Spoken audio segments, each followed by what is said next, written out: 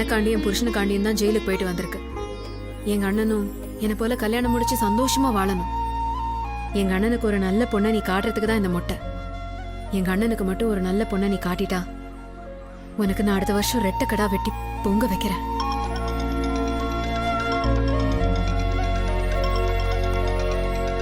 மணி அடிச்சிருச்சுல.